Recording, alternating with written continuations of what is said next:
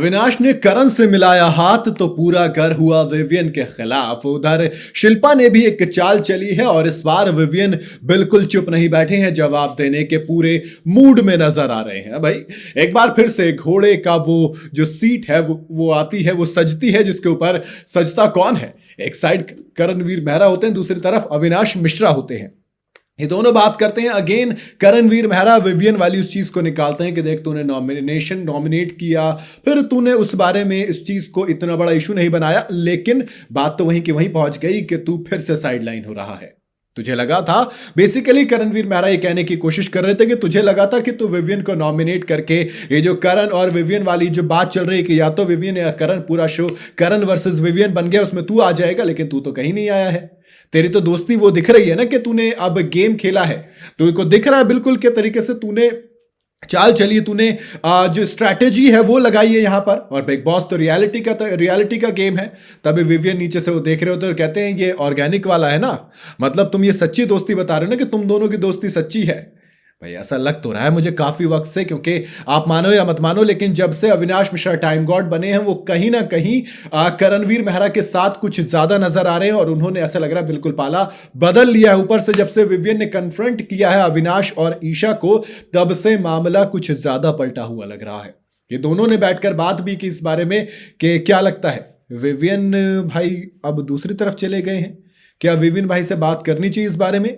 अविनाश मिश्रा अलग फॉर्म में चल रहे हो, कह रहे हैं कि देखिए जाने दीजिए जो जा रहा है, आखिर में ट्रॉफी मैटर करती है ना।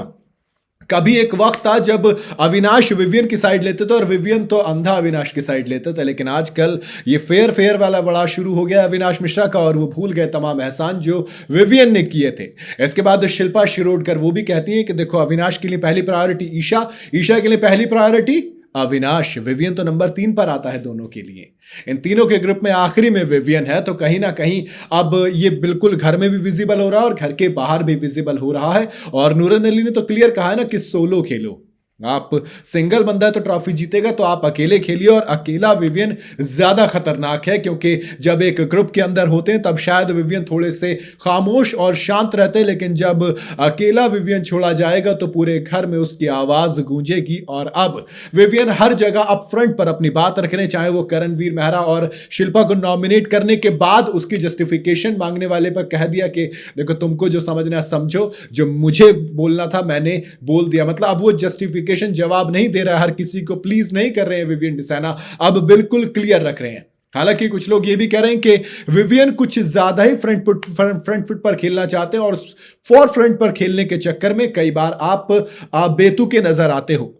तो आपका अपना नजरिया हो सकता है आपको विवियन बेतुके लग रहे हो, लेकिन अब चाहे करणवीर मेहरा अविनाश दोनों के साथ में जोड़ी बने, चाहे शिल्पा ईशा के साथ एक समीकरण बनाने की कोशिश कराए, चाहे अविनाश और ईशा समीकरण बनाए, लेकिन ये विवियन अकेला पूरे घर पे अब दोस्त भारी तो पड़ने वाला है। इस पूरे हफ्ते में विवियन बेइंतहा लोगों को अपने आड़े हाथों लेने वाले हैं। आपको क्या लगता है, क्या अप फ्रंट खेलने के चक्कर में विवियन अपना नुकसान कर बैठेंगे, या फिर ये विवियन डिसाना अब एक्चुअल में अपना गेम खेलेगा? आपकी अपनी राय क्या है मुझे कमेंट में जरूर बताइएगा।